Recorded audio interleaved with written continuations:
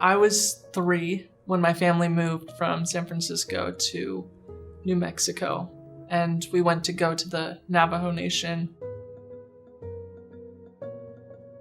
Life on the reservation was a little difficult. My dad just had trouble finding work because he was in his addiction. When I was around 4 years old, my dad was sentenced to 38 years in prison. And for the past 19 years or so, he's been in prison. He couldn't find help to live with that disease. The impact of my dad not being there was less money and stability. I wanted a relationship with my dad, and so my behavior would kind of reflect this desperation for that type of relationship with another person. I'm an addict. I've been in recovery for the past 2.5 years. I was in an institution, I was in a program.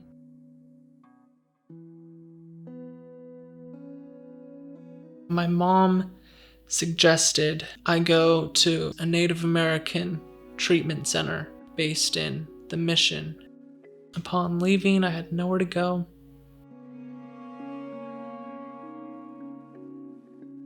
I met a couple of people who were my age and in my same situation, other young queer people who also just had similar experiences to me.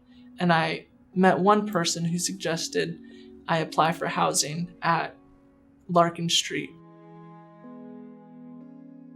I got to sit down with a case manager, and he was like, okay, we can house you at this place called assisted care. My case manager encouraged me to get a job or to get into some type of education program. I utilized the Youth Advisory Board. That was my favorite program.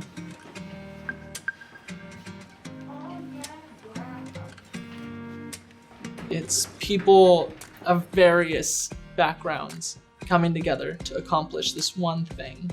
And how we get to is really up to us. When I started the Youth Advisory Board, I got education on homelessness advocacy. Systems of poverty has a huge impact on future generations, and essentially homelessness is kind of like the end all or be all of failed systems. And some of us grow up in different types of neighborhoods. Some of us have parents who may not be as wealthy or have certain resources that we cannot inherit. We are the people who are going to inherit this system, this environment, and if institutions cannot stand another century, then what is there to inherit? My mom taught me honesty, integrity, helpfulness. My mom inspired me to have beliefs because she's always told me the truth. And Yab has given me the tools to really find my voice and to find my reasoning behind my beliefs. And right now, through COVID, it's been difficult. I've had a couple of relapses since March of 2020. And this is the time where I really need a community. Well, hello. How's it going, kiddo? So, I relapsed 47 days ago, and I was afraid, I guess. There's this thing that happens in our brains as addicts and alcoholics where it's like fear takes up this huge volume of space. Reality never matches that, but as you will learn and you start to unpack these fears and what are the roots of those fears. I think we talked about the interview I had yesterday, and I didn't get the position I was going for, which is okay. If I think about where I was even a year ago, I would have been really upset. But, I got to call this person who interviewed me and thank them for their time and considering me. And, maybe I'll see this person again down the road. I just, Attica, I've said this before, I will say it again. I'm really proud of you. And what I'm most proud of is what seems like your real dedication to progress, right? There's a huge difference in how you're showing up for yourself, how you're showing up for your recovery since I've known you in the last 2 years. And I'm really proud of you. Thank you. That means a lot. You're doing it. I'm still rekindling the amount of trust I have with my mom and my sister. 2, 3, 4, 5, 6, 7. Anybody can farm, but it's not everybody's Can I day. Pay every player $25. I can't believe you're winning. The relationship with my mom and my sister is only getting stronger. Plus one. I babysit my niece, Feather. She's 7 years old. She is remote learning right now. She's in kindergarten. I really enjoy living with my family.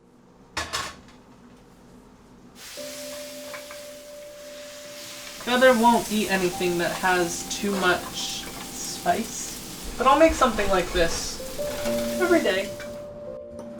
All right, fam.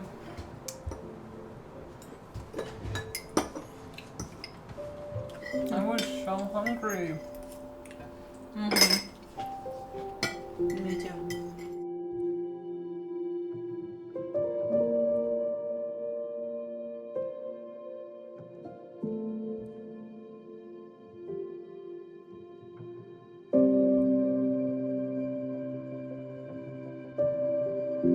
I was born in San Francisco. My dad and his family were always born here. However, my mom was first generation of Filipinos to be born here.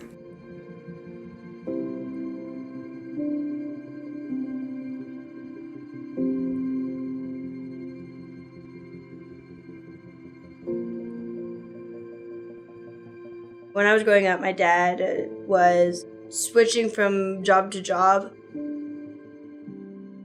My mom used to be a teacher. Just like me, she was working with kids. There were several challenges that I faced. My sister was like a top A student. I was always compared to her.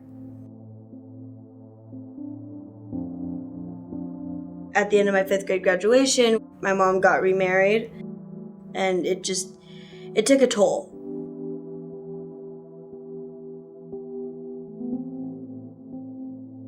Growing up, my stepdad physically abused me, and it was very tough to deal with. When I was 17, I didn't really feel like I was safe there anymore. The only housing opportunity that I found was Larkin Street.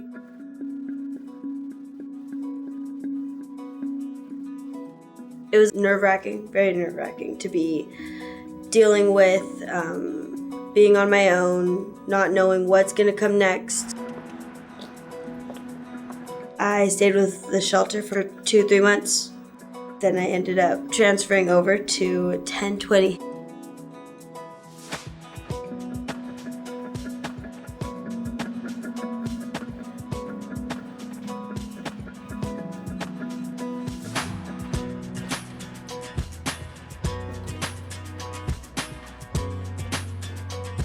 I had to pay rent, however, it was a savings account.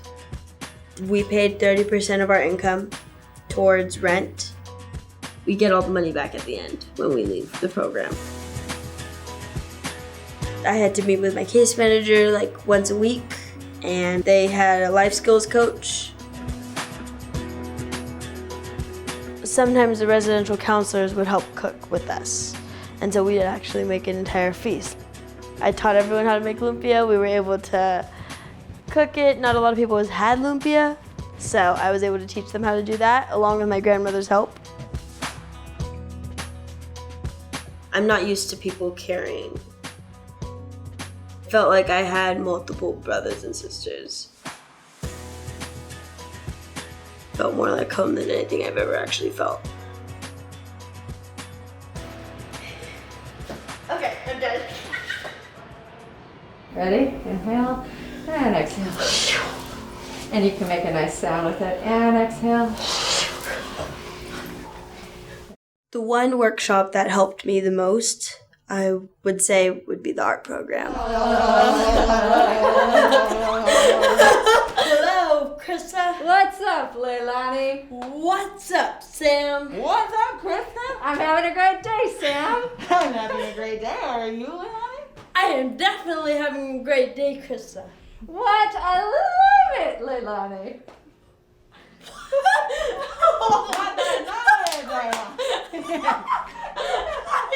Seeing all of the people, hearing all of their songs and their poetry and the comedy shows that I've listened to so many times from all of them have helped me understand more about the different backgrounds, the different stories that people have.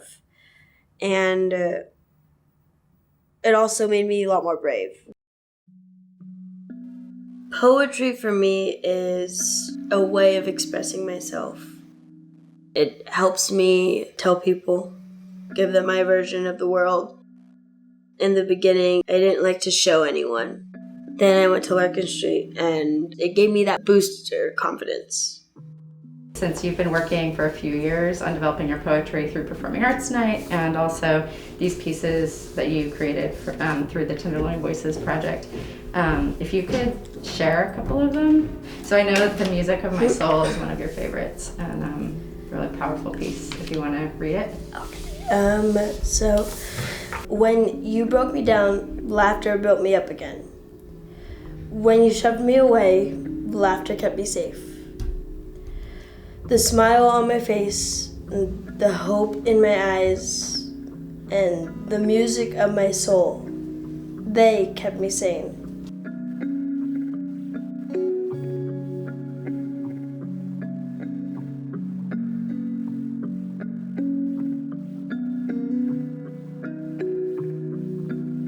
My name is Darlington Chimezie Ikwemesibe.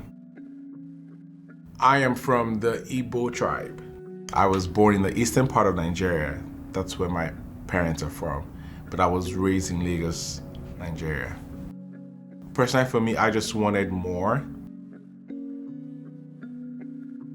We have issues of bad roads. We have issues of the necessary things that Nigerians need to survive in Nigeria. We don't have that. I just told myself that if I had the opportunity to get a head start so that when that chance comes, I can be a part of those people that would make changes to the country. I applied for a visa to come here to further my education. I got approved and here I am. I was taking classes until I couldn't afford it anymore. And that was where the whole struggle started for me. I'm pretty sure that most people would be wondering why I couldn't get a job. So I'm an immigrant in this country, and there's certain things you need in terms of documentation to get a job. I did all kinds of odd jobs that I could do. I worked as a dishwasher. I did all sorts of things, up to constructions, which terrified the hell out of me because I didn't have any experience. So I did all kinds of volunteer work that gave me stipends, but it was not enough. I stayed out in the shelter, so I was this close to being on the street. I didn't know what else to do. And that's how my journey with Larkin Street started.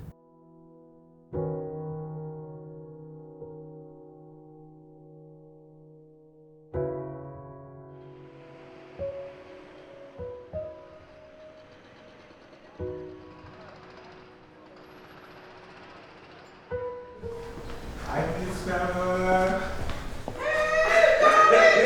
Hi. How you doing? I'm good. So this area is where we have our community meetings. We all sit here and basically we just talk.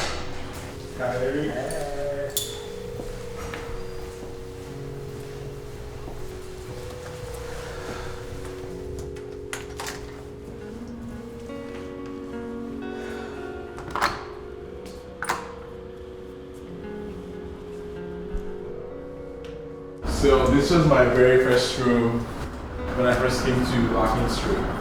At the shelter, we had like bunks. So when I got here and they told me this is your room, I was shocked.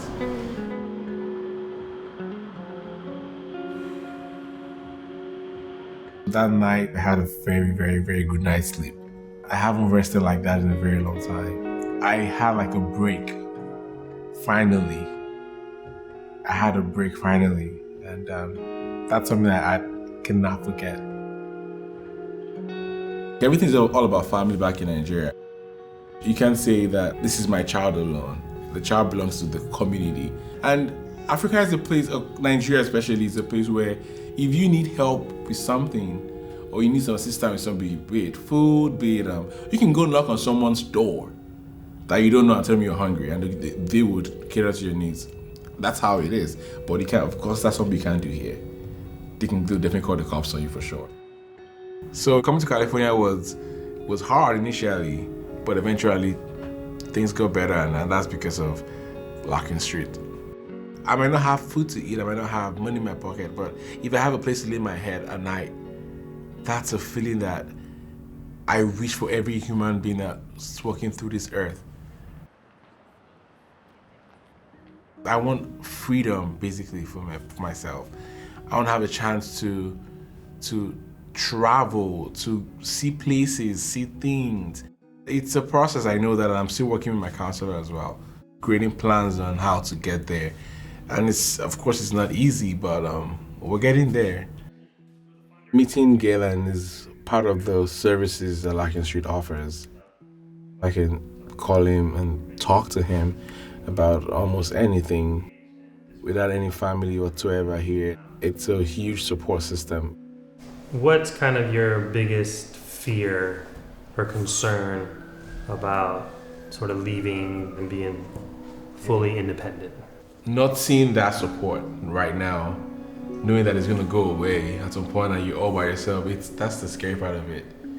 That's just what scares me, but I guess it's what has to happen at some point. I mean, just to give yourself credit, you've actually done a lot of work while you've been in the program, building your credit, right? Obviously building your housing history, applying for getting job experience right now so that you can, if you want to, find higher paying jobs. You're paying attention to your budgeting, right? Like you're actually aware of what you spend money on and where to cut back. Like those are all huge steps. I have all that I need at this point, and I couldn't be more grateful for everyone that has been chipping in, those that we know, and those we don't know, the ones doing the work in the background, so yeah, I plan to hold on to them until I don't have them anymore. Basically, without them, I don't know where I would be right now. We'll definitely miss you whenever that time comes.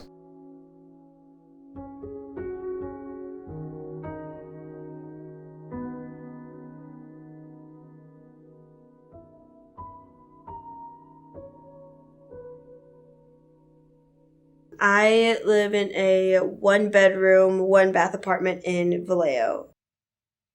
It's all mine, and I love it.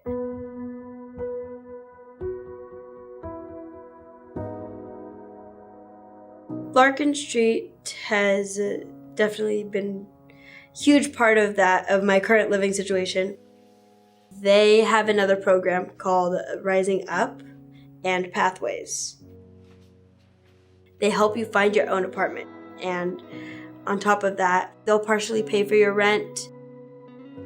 Eventually, they'll slowly decrease their portion of the rent until eventually you can pay all of it. Because of the work I've done with my sponsor, with my therapist, and just with my community, my relationship with myself, my self-esteem is going up. I would have ended up on the streets if I didn't find Larkin Street. It's funny how I got here today, because now I have my own place. You know, I'm working. These are things that I've always wanted to do. I'm working and I'm trying to go back to school, get back into college. Things are gradually falling into place. If I didn't have Larkin Street, probably I would have been on the street. And that's just the truth. I am a program leader for an after-school program over in the Sunsets. My second job is working with special education kids.